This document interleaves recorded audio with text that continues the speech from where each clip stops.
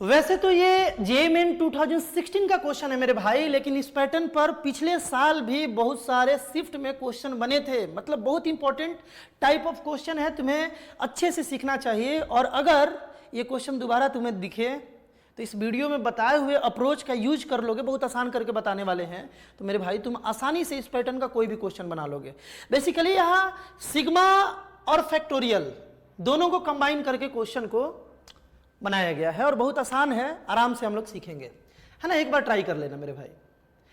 यहां पर ध्यान से देखा जाए तो r square plus 1 into r factorial है। अगर ब्रैकेट को ओपन भी कर लिया जाए तो यार कुछ डेटा ऐसा बनेगा, r square into r factorial और प्लस आर फैक्टोरियल हो जाएगा 1 इंटू आर फैक्टोरियल। अब इसका हम लोग क्या कर पाएंगे मेरे भाई, इसका अगर देखा जाए तो इसको तो कुछ कर नहीं सकते ना, r factorial into r square क्या कर सकते हो, कुछ नहीं कर सकते। यानी कि ये अप्रोच सही नहीं है मेरे भाई, ये अप्रोच तो सही नहीं है, ऐसा सोचना बेकार है। फिर तुम्हें करना क्या चाहिए हम बता रहे हैं, ध्यान से देखो। तुम्हें करना ये चाहिए कि इसको कुछ ऐसा चेंज किया जाए कि ये आर स्क्वायर एलिमिनेट हो जाए, मतलब आर स्क्वायर ना रहे। आर स्क्वायर देखो, इसको आर स्क्वायर को तो हटा नहीं सकते ना, आर स्क्वायर को हटा तो नहीं सकते, लेकिन कुछ ऐसा चेंज करना है ना कि फैक्टोरियल वाला कॉन्सेप्ट वहां यूज हो जाए, कुछ ऐसा चेंज करना है। तो अब देखो ध्यान से सुनना कैसे इसको सिंपल हम लोग बना सकते हैं मेरे भाई। हम लोग क्या करें ना कि उसी के प्लेस पर हम लोग पहले तो आर फैक्टोरियल को हम साइड कर लेते हैं और यहां पर कुछ हम ऐसा चेंज करने वाले हैं कि इतना ही आ जाए, आर स्क्वायर प्लस 1 ही के बदले कुछ लिखने वाले हैं। हम क्या किए कि आर प्लस 2 और आर प्लस 1 लिख लिए यहां पे, ठीक ना। और जो भी लिखेंगे ध्यान रखना, ये भी जो भी लिखेंगे ना सीक्वेंस में लिखेंगे। जैसे r प्लस 2 है ना, जस्ट इसके बाद वाला, जस्ट इसके पहले वाला या बाद वाला, ऐसे सोचेंगे। जस्ट इसके बाद वाला या पहले वाला ऐसे सोचेंगे, क्योंकि फैक्टोरियल यूज करना है, फैक्टोरियल का कॉन्सेप्ट लगाना है ना। लेकिन मेरे भाई ये जो लिखे ये तो ऐसा है ना, इसको अगर देखा जाए तो ये तो r square plus 3r plus 2 है, लेकिन हमें तो आर स्क्वायर प्लस 1 ही रखना है। तो ये एक्स्ट्रा जो आ रहा है ना, इसको बैलेंस करने के लिए हम लोग क्या करें कि -3 इंटू आर प्लस 1 कर ले, ठीक ना। तो ये -3r हो गया और -3 हो गया, 1 प्लस 2 भी ऐड कर लेते हैं।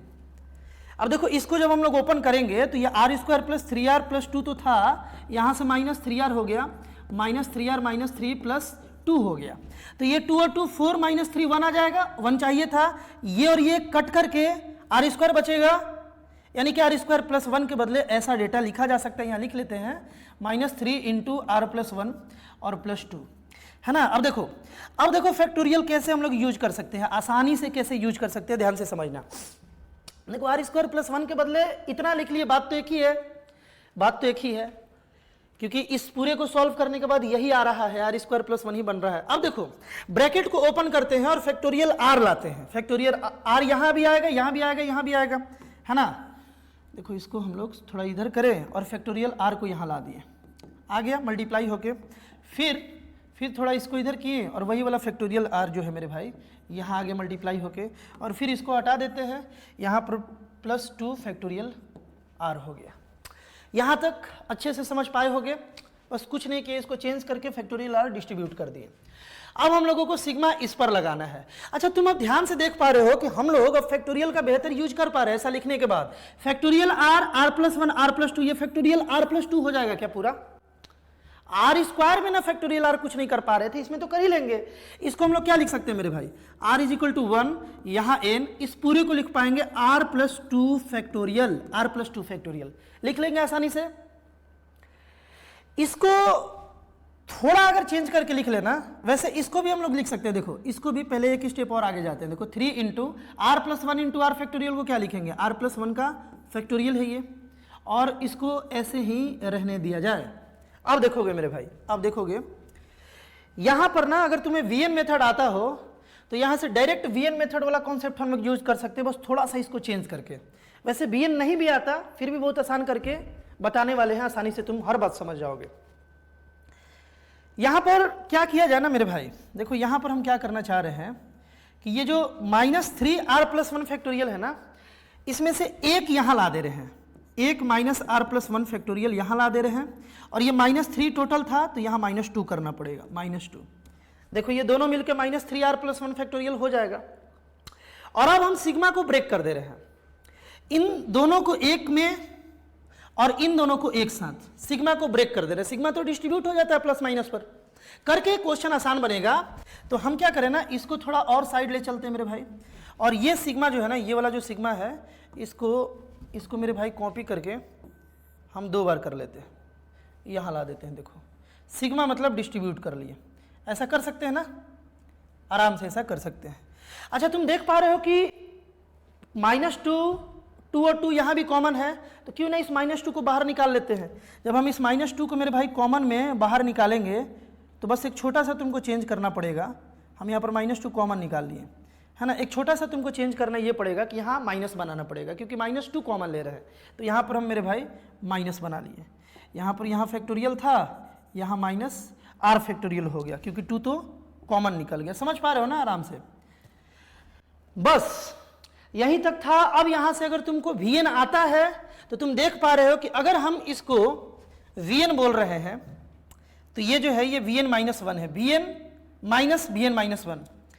तो Vn वाला डायरेक्ट फॉर्मूला लगा करके भी यहां से सॉल्यूशन पर पहुंच सकते हो, या तुम क्या करो कि 1 पहले पुट करो, यहां एक टर्म मिलेगा, 2 पुट करो, n तक पुट करो, देखो क्या कट रहा है, क्या बच रहा है ना। जो बचे उसे रखा जाए और उसके बाद सॉल्यूशन क्रिएट कर लिया जाए। अगले पेज में बता देते हैं मेरे भाई। जैसे देखो यही था ना, r = 1 से n, r+2 factorial minus r+1 factorial, यही था। एक बार मिला लिया जाए, r+1 फैक्टोरियल, ठीक है। फिर -2 बाहर में factorial, r+1 factorial minus r factorial, r+1 factorial minus r factorial. अब देखो ध्यान से देखो, अगर हम यहाँ 1 पुट करें तो ये 3 फैक्टोरियल माइनस 2 फैक्टोरियल हो जाएगा।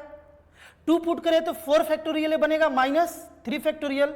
इसी को पुट करके हम पहले इसको ऐसे लिख सकते हैं क्या, ध्यान से देख लो तो, हम पहले इस सिग्मा को ब्रेक करके ऐसे लिख सकते हैं क्या मेरे भाई, जल्दी से मिला लिया जाए। अरे एक बार जब हम 1 पुट किए तो ये बना, यहां से यहां तक बना, फिर प्लस 2 पुट किए तो यहां से यहां तक बना, फिर यहां 3 पुट किए तो यहां से यहां तक बना।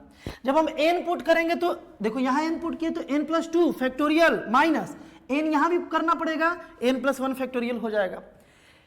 n से एक पहले क्या होगा, n-1, वो भी पुट करके देख लिया जाए। जब हम यहाँ n-1 पुट करेंगे तो ये n-1 + 2 यानी कि n+1 फैक्टोरियल हो जाएगा ना मेरे भाई, यहाँ पर हो जाएगा n+1 फैक्टोरियल। और वही n-1 जब यहाँ पुट करेंगे तो -1 और 1 कट करके n फैक्टोरियल बन जाएगा, वो भी माइनस में। कुछ ऐसा डेटा अपने पास बनेगा ना, कुछ ऐसा डेटा मेरे भाई बनेगा। ये एक पहले वाला लिख लिए। उसी तरीके से देखो यहाँ पर अगर हम पुट करना चाहें तो क्या बनेगा, -2 इंटू, ध्यान से देखना मेरे भाई, 1 पुट किए तो ये 2 फैक्टोरियल, और यहाँ 1 पुट किए तो -1 फैक्टोरियल। फिर देखो जब 2 पुट किए ये 1 फैक्टोरियल हो गया मेरे भाई, 1 फैक्टोरियल। फिर देखो प्लस 2 पुट करें यहाँ पे तो ये बन गया 3 फैक्टोरियल माइनस 2 फैक्टोरियल, फिर बन जाएगा 4 फैक्टोरियल माइनस 3 फैक्टोरियल। जब हम यहाँ 3 पुट करेंगे तो ये 4 बन गया, और ये ऐसा। इस तरीके से जब हम लोग n पुट करेंगे तो ये n+1 फैक्टोरियल बनेगा, n+1 factorial minus n factorial, कुछ ऐसा डेटा बनेगा।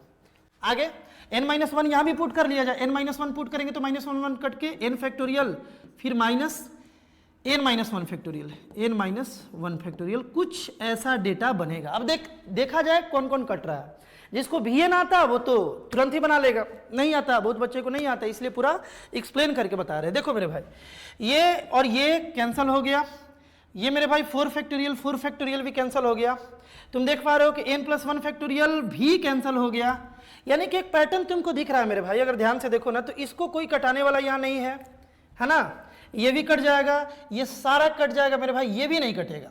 अगर पैटर्न को तुम फिल कर पा रहे हो तो दूसरा वाला टर्म यहाँ से बचेगा और यहाँ से पहला वाला टर्म बचेगा, क्योंकि अब कौन सा टर्म होगा जो n+2 को कटाएगा। आगे तो पुट ही नहीं कर सकते ना, n ही तक कर सकते हैं, तो ये तो अब कटने सरा, ये नहीं कटेगा। उसी तरीके से इधर देखा जाए, ये कटेगा क्या, बिल्कुल कटेगा, ये भी कटेगा, सब कटेगा, ये सब कटेगा, ये भी कटेगा, ये नहीं कटेगा मेरे भाई, ये नहीं कटेगा। देखो n फैक्टोरियल और n फैक्टोरियल भी कट गया, ये सब कट जाएगा।